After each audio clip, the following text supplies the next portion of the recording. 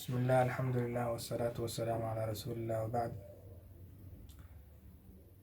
maanta waxaan ka hadli rabaa qodobka la yiraahdo life skills ama xeeladaha nolosha. Life skills maxaa la yiraahdaa? xeeladaha nolosha waxaa laga wadaa waa xeelad ama markaysa aqoon ama markaysa cilmi aad u leedahay nolosha markaysa qof markaysa oo waxaad tahay cilmi qaba nolosha. haddii aad baratid xeeladahaasi maxay markaysaa ku sifaysan tahay, waxay ku sifaysan tahay waxaad noqonaysaa qof dabeecad wanaagsan ayaa noqonaysaa, qof markaysaa oo xaaladaha markaysaa kusoo wajahan oo markaysaa xalin kara problemka iyo dhibaatooyinka markaas qof kusoo wajahayo xalin kara.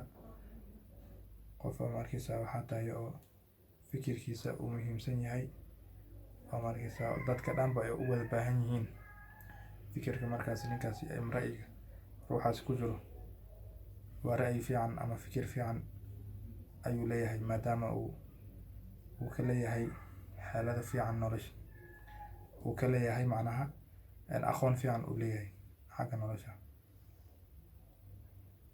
marka qofkaas wuxuu noqonayaa waxaa lagu sifayn karaa qof inuu yahay qof markaysa oo isku kalsoon markuu hadlayo, markuu soconayo, aanan cabsaneyn, aanan nuleyn markaysa ayuu noqonayaa qof sidaas ku sifaysan ayuu noqonayaa. dhibaatooyin qof xalin kara ayuu noqonayaa.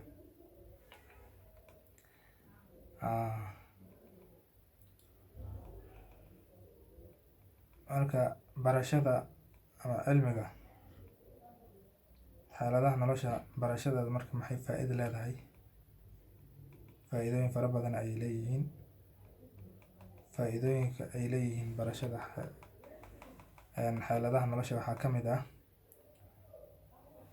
qofka wuxuu yeelanayaa dabeecad wanaagsan, akhlaaq wanaagsan, mid la fahmi kara ayuu noqonayaa, mid markaysa oo akhlaaqdiisa iyo dabeecadiisa iyo xeelado fara badanba leh ayuu noqonayaa.